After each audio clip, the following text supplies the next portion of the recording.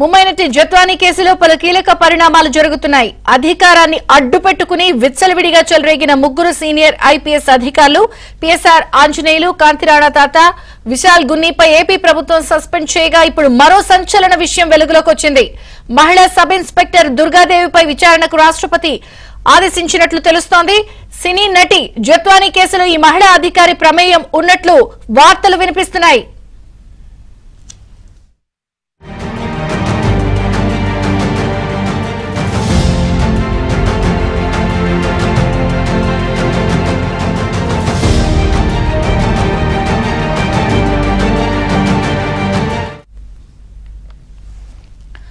IPS అధికారులే కాకుండా సినీ నటి జత్వానీ పట్ల ఎస్ఐ దుర్గాదేవి కూడా క్రూరంగా ప్రవర్తించినట్లు తెలుస్తోంది. ఉన్నతాధికారులు ఆదేశించడంతో చట్టవిరుద్ధంగా జత్వానీపై మహిళా ఎస్ఐ రెచ్చిపోయినట్లు తెలుస్తోంది. మానవత్వాన్ని మర్చిపోయిన ఎస్ఐ దుర్గాదేవి జత్వానీని పొట్టలో కాలుతో బలంగా తన్నినట్లు సమాచారం.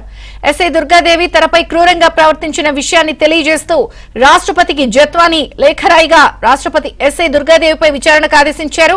ఎస్ఐ దుర్గాదేవిపై దర్యాప్తుకు రాష్ట్రపతి ఆదేశించినప్పటికీ కాంతిరాణా టాటా రాష్ట్రపతి ఆదేశాలను సైతం పట్టించుకోలేదు. జత్వానీని ఇబ్బందులు పెట్టిన ఎస్ఐ దుర్గాదేవిని పోలీసు అధికారులు కాపాడుతున్నట్లు తీవ్ర విమర్శలు వినిపిస్తున్నాయి. ఎస్ఐ దుర్గాదేవి గతంలోనూ పలువురిపై తప్పుడు కేసులు పెట్టినట్లు ఆరోపణలు వినిపిస్తున్నాయి.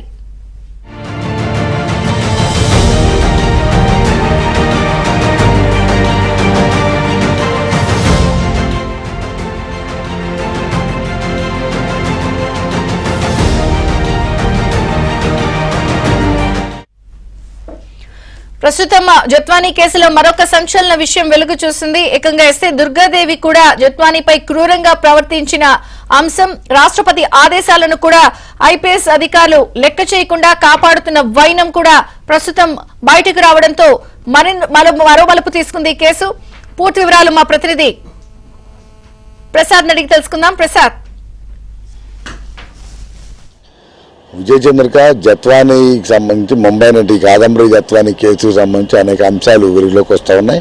ఇప్పటికే రాష్ట్ర వ్యాప్తంగా కాదు దేశవ్యాప్తంగా సంచలనం కలిగించిన ఈ కేసుకు సంబంధించి ఆ ఐపీఎస్ అధికారుల పాత్రపై సర్వత్రా విమర్శలు వ్యక్తమవుతా ఉన్నాయి. ఎందుకంటే ఇప్పటికే దీనికి సంబంధించి ఈ కేసు ఇబ్రహీంపట్నంలో ఫిర్యాదు చేయడం, ఎఫ్ఐఆర్ నమోదైన వెంటనే సిఐ సత్యనారాయణ అప్పటి ఏసీపీ హనుమంతరావును సస్పెండ్ చేస్తూ డీజీపీ ఉత్తర్వులు జారీ చేశారు. ఇక నిన్న ముగ్గురు ఐపీఎస్ అధికారుల పాత్ర ఉన్నట్లు దర్యాప్తులు తేలిన నేపథ్యంలో పీఎస్ఆర్ ఆంజనేయులతో పాటు కాంతిరాణా టాటా, విశాల్ గున్ని ముగ్గురిని కూడా నిన్న సస్పెండ్ చేస్తూ చంద్రబాబు నాయుడు సంతకాలు కూడా చేసిన సంబంధించి 3 జీవోలు కూడా వెలువడినాయి. అయితే ఈ కేసుకు సంబంధించి ఇప్పుడు ఎస్ఐ దుర్గాదేవి అనే మహిళా ఎస్ఐ పాత్రపై కూడా పెద్ద ఎత్తున చర్చ నడుస్తూ ఉంది. ఆ టైంలో ఆ వ్యవహారం నడిచిన సమయంలో ఆమె చాలా తీవ్రంగా జత్వానీని ఇబ్బంది పెట్టడం కావచ్చు, ఆమెను తీవ్రంగా పొట్టలో కూడా కొట్టి తీవ్రంగా కావాలని చెప్పి ఇబ్బంది పెట్టినట్టు తెలుస్తూ ఉంది. ఈ కేసుకు సంబంధించి ఇప్పటికే మరికొంతమంది పోలీసు అధికారుల పాత్రపై కూడా దర్యాప్తు వెళ్తున్న నేపథ్యంలో డీసీపీ రావణమూర్తి పాత్ర ప్రధానంగా వినిపిస్తూ ఉంది. అదే ఇప్పటికే ఆమె ఫిర్యాదు కూడా ఎస్ఐ షరీఫ్, ఆ రోజు విశాల్ గున్నితో పాటు ఆమె నివాసానికి వెళ్లిన వ్యక్తులు ఎస్ఐ షరీఫ్ పాత్ర కూడా ఉందని ఆమె ఇప్పటికే తన ఫిర్యాదులో పేర్కొన్న నేపథ్యంలో వారి పాత్ర ఎంత మేరకు ఉంది, ఎవరెవరు ఆదేశాలతో ఏ విధంగా చేశారు అంశాలపై కూడా ఇప్పుడు చర్చ జరుగుతుంది. మొత్తం ఈ కేసు సంబంధించి అయితే తవ్వే కొద్దీ వాస్తవాలు వెలుగు వస్తాయన్నట్టుగా చాలా అంశాలు కూడా ముడిపడి ఉన్నాయి. ప్రధానంగా జిందాల్ వ్యవహారంతో మొదలైన ఈ కేసు ఆ తర్వాత ఏపీకి తీసుకురావడం, మా 1వ తారీఖు ఫ్లైట్ టికెట్లు బుక్ చేసుకుని అంటే 2వ తారీఖు ఎవరైతే కుక్కల విద్యాసాగర్ ఉన్నాడో అతను ఆ అమ్మాయి మీద ఉదయం 6:30కి ఫిర్యాదు చేస్తే తనను మోసం చేసిందని, ఇది మాత్రం 1వ తారీఖే ముంబై వెళ్లేందుకు ఫ్లైట్ టికెట్లు బుక్ చేసుకున్న వైనంపై కూడా విచారణలో తేలింది. అంటే అందరూ ఇష్టపోతున్నారు. ముందుగా ఒక ప్లాన్ ప్రకారం పక్కా ప్రణాళికతోనే ఐపీఎస్ అధికారులు కాకి చొక్కాని అడ్డపెట్టుకుని చాలా కష్టంగా వ్యవహరించారు. అది కూడా ఒక ముంబై నటి ఒక మహిళా యువతిపై కేవలం ఇంత దురాఘాతానికి పాల్పడిన వైనంపై మాత్రం అందరూ కూడా విస్తుపోతా ఉన్న పరిస్థితి.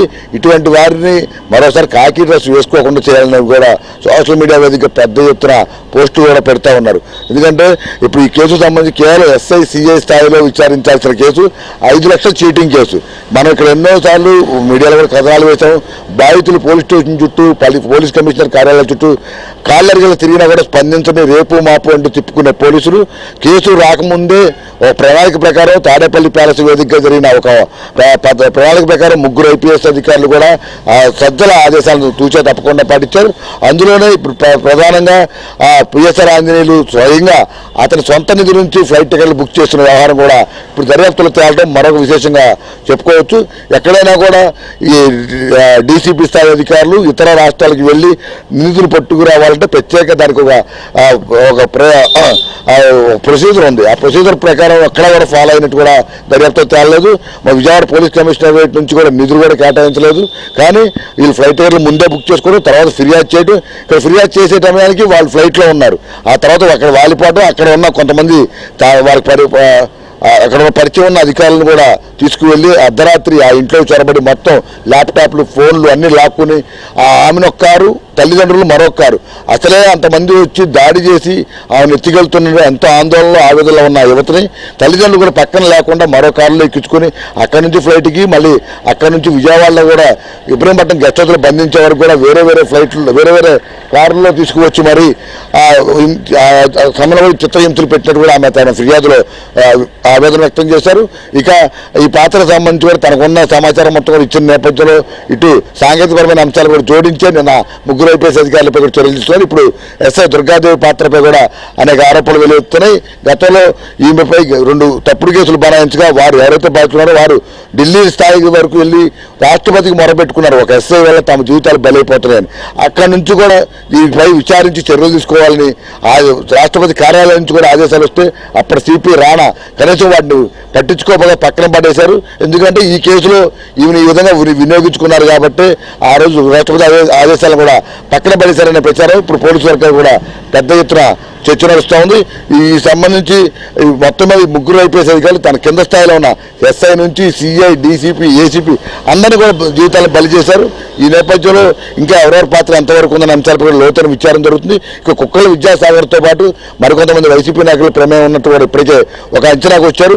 అయితే పూర్తిగా వాటికి సంబంధించిన ఆధారాలు సేకరించిన తర్వాత ఆ వివరాలు వెల్లడిస్తామని కూడా పోలీసు అధికారులు చెప్తా ఉన్న పరిస్థితి. మొత్తం మీద పోలీసు శాఖ తీవ్రంగా మచ్చ తెచ్చే విధంగా IPS అధికారులు ఎవరైతే తీరు మాత్రం అందరూ కూడా విస్తుపోతా ఉన్న పరిస్థితి కనిపిస్తూ ఉంది. ఇటువంటి IPS అధికారులు ఎందుకంటే సీఎం కావచ్చు, మంత్రులు కావచ్చు కేవలం 5 ఏళ్ళు ఉంటారు. ఆ తర్వాత మళ్ళీ ప్రజలు వారికి అవకాశం ఇస్తేనే మళ్ళీ ఆ సీట్లో కూర్చుంటారు. కానీ IASలు, IPSలు అలా కాదు. ఒక్కసారి సర్వీసులోకి వస్తే రిటైర్ అయ్యే వరకు కూడా వారి ప్రజలకు ఎన్నో సేవలు అందించాలి. దానికి తగ్గిపించి రాజ్యాంగం కూడా వారి ప్రత్యేక హక్కులు కల్పించింది. ఇంట్లో గుమ్మ నుంచి కాలు బయట పెట్టిన దగ్గర నుంచి మళ్ళీ పెట్టే వరకు కూడా మొత్తం అన్ని కూడా ప్రభుత్వ ధనంతో, ప్రజాధనంతో వారికి మొత్తం నడుస్తుంది. కారు, బంగళా, ఇతర ఎలవెన్స్లు అన్నీ కూడా. అటువంటి వాళ్ళు ఈరోజు ఈ కాకినాడ అడ్డం పెట్టుకుని పూర్తిగా ఒక అమ్మాయి పట్ల ఏ విధంగా వ్యవహరించకూడదు అంత నీచంగా వ్యవహరించారు. ఇప్పుడు సోషల్ మీడియాలో కూడా వాళ్ళ ఇంట్లో కూడా కుటుంబ సభ్యులు, ఆడవాళ్ళు ఉంటారు. ఇంత నీచంగా ఎలా వ్యవహరించారని కూడా పెద్ద ఎత్తున దోషి పెడతా ఉన్నారు. ఈ నేపథ్యంలో ఇప్పుడు రాష్ట్ర వ్యాప్తంగా కాదు, దేశవ్యాప్తంగా కూడా 3 IPS అధికారుల తీరుపై పెద్ద చర్చ నడుస్తున్న నేపథ్యంలో రాష్ట్ర ప్రభుత్వం కూడా ఈ కేసును చాలా ప్రతిష్టాత్మకంగా తీసుకున్నట్టు కనిపిస్తుంది.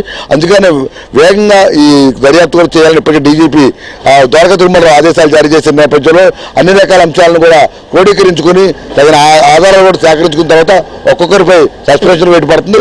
మరో 2-3 రోజుల్లోనే మరికొంతమంది పోలీసు అధికారులపై కూడా సస్పెన్షన్ వేటు పడే అవకాశం ఉందని కూడా చెప్తున్నారు. ఇక కుక్కల విద్యాసాగర్ ఎవరైతే ఉన్నారో అతని ద్వారా నడిపిన నేపథ్యంలో అతని వెనక ఎవరెవరు వైసీపీ నాయకులు ఉన్నారు. ఇప్పుడు సజ్జల రామకృష్ణారెడ్డి పేరు ప్రముఖంగా వినిపిస్తూ ఉండగా ఇంకా మరికొంతమంది పాత్ర ఉన్నట్టు కూడా చెప్తా ఉన్న నేపథ్యంలో వారి ప్రమేయం ఎంతవరకు ఉంది, ఏ స్థాయిలో ఎవరెవరితో మాట్లాడే అంశాలపై కూడా ఆరాధిస్తున్నారు.